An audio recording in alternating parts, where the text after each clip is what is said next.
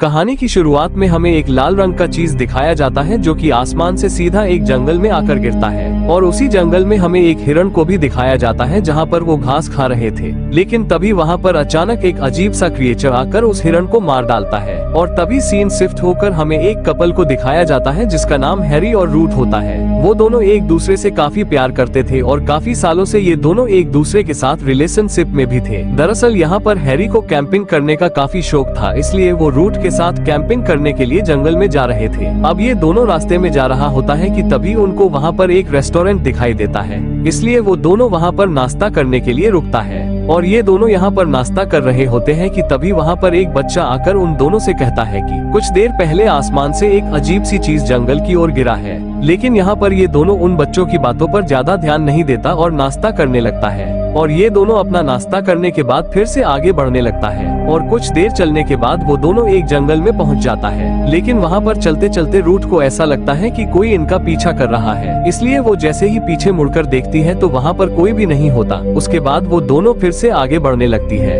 और कुछ देर चलने के बाद रात भी हो जाता है, इसलिए वो दोनों एक जगह पर रुककर अपना टेंट लगाने लगता है। उसके बाद वो दोनों वहीं पर सो जाता है। लेकिन जैसे ही ये दोनों सो रहा होता है कि तभी वहाँ पर रूथ को ऐसा लगता है कि टेंट के बाहर कोई है, इसलिए वो लाइट लेकर बाहर आके देखती है तो वहाँ पर उसको एक हिरण दिखाई देती है जो उसको ही देख रहे थे। और वही उधर जैसे ही हैरी भी उठता है तो वहाँ पर रूथ नहीं होता, इसलिए वो उसको खोजने के लिए बाहर निकलता है और वही दूसरी तरफ रूथ भी उसी हिरण को ही देख रही थी और तभी वहाँ पर हैरी भी आ जाता है जिससे रूथ काफी डर जाती है। उसके बाद रूथ हैरी को उस हिरण के बारे में बताती है, लेकिन हैरी उसकी बातों पर यकीन नहीं करता क्योंकि हैरी के आते ही वो हिरण वहाँ से जा चुके थे। इसलिए हैरी उसको बताता है कि शायद तुम डरने की वजह से ऐसा लगा होगा। इतना कहकर वो दोनों फिर से सोने के लिए जाता है। अब अगले सुबह होने के बाद हम देखते हैं कि हैरी रूथ को एक जगह पर ले जाता है जो कि काफी खूबसूरत थे। यहाँ आने के बाद रूथ भी काफी खुश हो जाती है क्योंकि उसने ऐसा नजारा कभी नहीं देखी थी। ये देखकर हैरी को भी काफी अच्छा लगता है और तभी वहाँ पर हैरी अपने जेब से रिंग निकालकर रूथ को शादी के लिए प्रपोज करता है। लेकिन जैसे ही रूथ रिंग देखती है तो उसको अचानक से एंजाइटी अटैक आने लगता है, जिसे देखते ही हैरी जल्दी से दवाई निकालकर उसको देता है, जिसे खाने के बाद रूथ को थोड़ा ठीक हो जाता है। उसके बाद यहाँ पर रूथ हैरी के प्रपोज को रिजेक्ट कर देती है क्योंकि वो अभी इसके लिए तैयार नहीं थी।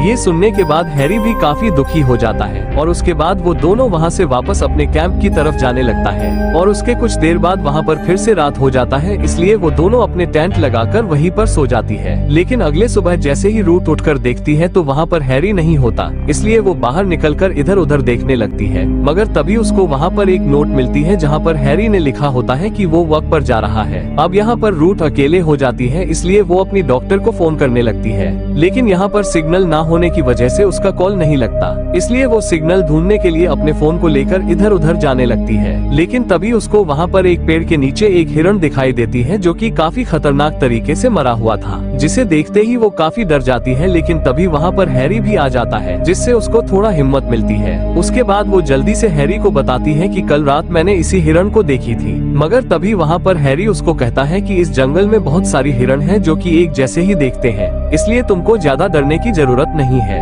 और वहाँ पर रात भी हो जाता है, इसलिए वो दोनों अपने टेंट की तरफ वापस आ जाता है। लेकिन यहाँ पर रूथ काफी डरी हुई थी क्योंकि हिरण की मौत काफी खतरनाक तरीके से हुआ था और उसके बॉडी को भी किसी काला कलर की चीज से ढकी हुई थी। इसलिए यहाँ पर हैरी अपना किताब निकालकर रूथ को दिखाते हुए कहता है कि ये हिरण की मौत किसी बीमारी की वजह से हुई है, जिसे सुनकर रूथ को थोड़ा आराम मिलती है। अब अगली सुबह होने के बाद रूथ वहाँ से उठकर घूमने के लिए जंगल की तरफ जाने लगती है और कुछ दूर जाने के बाद उसको वहाँ पर एक गुफा दिखाई देती है, जिसे देखते ही वो उसके अंदर जाती है तो वहाँ जमीन पर उसको एक नीला कलर का चीज दिखाई देती है। लेकिन तभी अचानक उसके पीछे से कोई अनजान चीज आकर उस पर हमला करता है और तभी सीन शिफ्ट होकर हमें हैरी को दिखाया जाता है जहाँ पर वो रूथ का इंतजार कर रहा होता है। लेकिन काफी देर तक इंतजार करने के बाद भी रूथ नहीं आती, इसलिए वो उसको खोजने के लिए जंगल की तरफ जाने लगता है। मगर वहाँ से कुछ दूर जाते ही उसको रूथ मिलता है, लेकिन यहाँ पर उसका बिहेवियर पहले जैसा बिल्कुल भी नहीं था क्योंकि वो पूरी तरह से बदल चुकी थी। उसके बाद वो दोनों अपने सफर की तरफ फिर से आगे बढ़ने लगता है और चलते चलते रात भी हो जाता है, इसलिए वो दोनों एक जगह पर रुककर रात बिताने लगता है। लेकिन यहाँ पर रूथ पूरी रात नहीं सो पाती। अब अगले सुबह होने के बाद रूथ शांत रहकर एक जगह पर बैठी रहती है, जिसे देखकर हैरी उसके पास जाकर उससे बात करने लगता है। लेकिन तभी वहाँ पर रूट उससे माफी मांगती हुई कहती है कि क्या तुम फिर से मुझे उसी जगह पर ले जाकर प्रपोज कर सकते हो। रूट की बात सुनकर हैरी काफी खुश हो जाता है। उसके बाद वो जल्दी से उसको लेकर उसी जगह पर जाता है और वहाँ पहुँचने के बाद हैरी रूट को फिर से प्रपोज करता है और इस बार रूट भी उसको एक्सेप्ट कर लेती है, जिससे वो काफी खुश हो जाता है। लेकिन जैसे ही हैरी रूट की उंगली में रिंग पहनाने लगता है तो तभी रूट ने हैरी को धक्का देकर वहाँ से नीचे गिरा देती है, जिससे उसकी वहीं पर मौत हो जाता है। उसके बाद रूट जल्दी से वहाँ से निकलकर जंगल के रास्ते भागना शुरू करती है और कुछ दूर जाकर वो काफी थक जाती है, इसलिए वो वहीं पर बेहोश हो जाती है। लेकिन तभी वहाँ पर एक कपल आ जाता है जहाँ पर उन दोनों को रूट दिखाई देती है, इसलिए वो दोनों जल्दी से रूट को उठाकर अपने कैंप लेकर जाती है। और रात में जब ये दोनों बातें करते हुए बैठ रहा होता है कि तभी वहाँ पर रूट आकर इनकी तरफ एक खंजर लेकर खड़ी हो जाती है।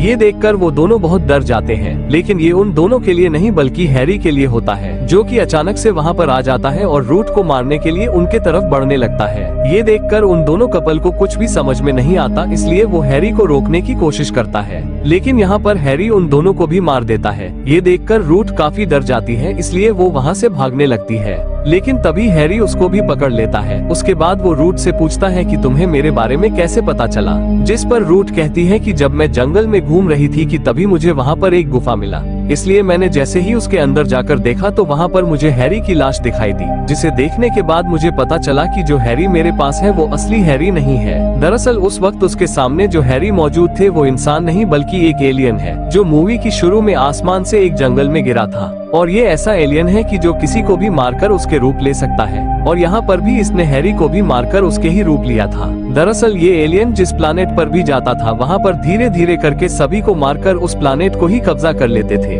और यहाँ पर भी इसने हैरी के रूप लेकर रूट को मारने की कोशिश किया था। लेकिन यहाँ पर ये एलियन के लिए सब कुछ नए थे, क्योंकि ये एलियन जिसको भी मारकर उसके रूप लेता था तो उस इंसान की सभी फीलिंग और यादें भी उसी के साथ ही जाते थे। इसलिए वो रूट को भी काफी बार मारने की कोशिश की, लेकिन हैरी ने रूट को काफी प्यार करते थे, इसलिए वो उसको नहीं मार पाया। यहाँ पर ये सब उनके लिए नई होती है, क्योंकि आज से पहले ये एलियन ऐसा प्लानेट पर नहीं गया था जो एक दूसरे से प्यार करते थे। उसके बाद वो रूट को उठाकर एक जगह पर लेकर जाता है जहाँ पर इनका स्पेसशिप होता है, और तभी वहाँ पर वो रूट को सभी बातें बताता है कि अब कुछ ही देर में यहाँ पर मेरे जैसे कई सारे एलियन आने वाला है। उसके बाद हम यहाँ पर सभी को मारकर पूरे प्लानेट को ही खत्म कर देंगी, लेकिन मैं तुम्हें कुछ नहीं होने दूंगा क्योंकि मैं तुमको अपने साथ ले जाने वाला हूँ। ये सुनने के बाद रूट काफी हैरान हो जाती है और उसको लगता है कि अगर उसको कैसे भी करके मार दिया तो यहाँ पर बाकी के एलियन नहीं आएगा और हमारे प्लानेट बच जाएगा, इसलिए उसको कैसे भी करके मारना होगा। और तभी उसके नजर समुद्र में जाता है जहाँ पर काफी सारे शार्क तैर रहे थे, जिसे देखते ही उसको एक आइडिया आता है, इसलिए वो एलियन यानी कि हैरी के छाती में चाकू मारकर खून निकाल देती है, जिससे वो काफी जख्मी हो जाता है। और इसी मौका देखकर रूट जल्दी से पानी की तरफ भागने लग जाती है, जिसे देखते ही एलियन भी उसका पीछा करने लगता है। लेकिन तभी वहाँ पर उसके खून की गंध पाकर एक शार्क आके उसको खाने लगता है, और इसी मौका देखकर रूट भी वहाँ से निकलकर भाग जाती है। उसके बाद वो जल्दी अपने टेंट में आकर अपना दवाई खाने लगती है, क्योंकि उसको एंजाइटी अटैक आ गए थे। लेकिन तभी अचानक वहाँ पर फिर से हैरी यानी कि वो एलियन आ जाता है, जिसे देखकर रूट काफी डर जाती है और उसको कुछ भी समझ में नहीं आता कि अब वो क्या करे। और तभी वो एलियन रूट को पकड़कर वही गुफा पर ले जाता है जहाँ पर हैरी को मारा था।